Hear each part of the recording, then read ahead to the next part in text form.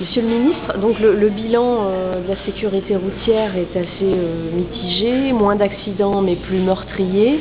À quoi vous attribuez ces accidents plus violents? Donc le constat est positif dans son ensemble si on fait un bilan sur les 5 dernières années, mais on ne peut pas s'enorgueillir d'avoir baissé le taux de décès sur la route. Il y a encore trop de décès, et notamment dû à des comportements individuels irresponsables.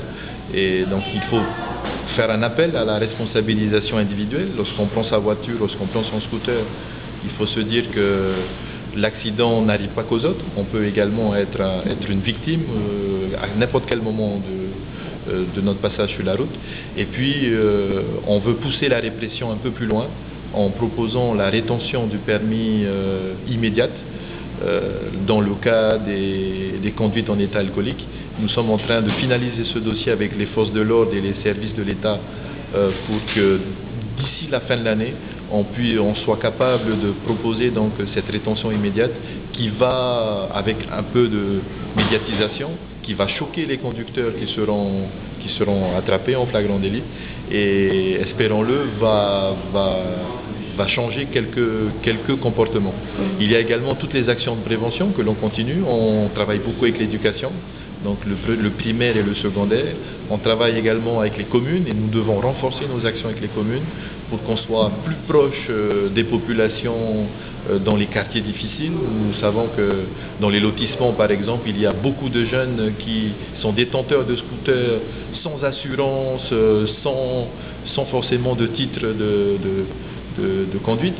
Et donc il est important de travailler la répression, mais la prévention nous permet de communiquer de manière un peu douce sur des sujets quand même difficiles.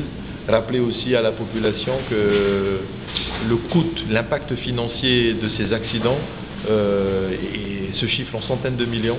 Il y a 600 handicapés aujourd'hui, souvent des jeunes, handicapés à vie, qui sont pris en charge par la société et qui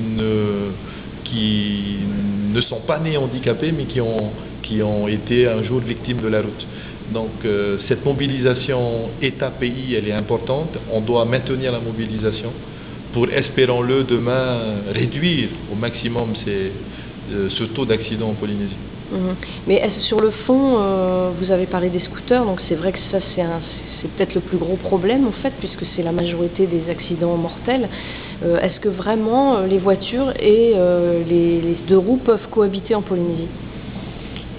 Je ne connais aucun pays qui n'autorise pas les deux roues à cohabiter sur la même voie que les véhicules. Donc c'est sûr qu'il faut certainement plus de formation, commencer plus jeune, inciter les jeunes à passer par des formations avant de pratiquer le scooter en Polynésie, et puis travailler également sur le respect individuel. Et donc on ne le répète pas assez, mais la plupart des accidents, à 90%, sont dus à un comportement irresponsable du conducteur.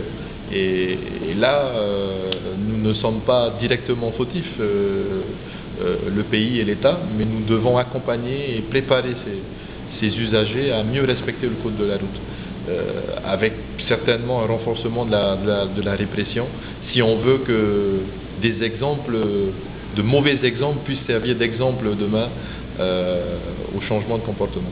Merci. Voilà.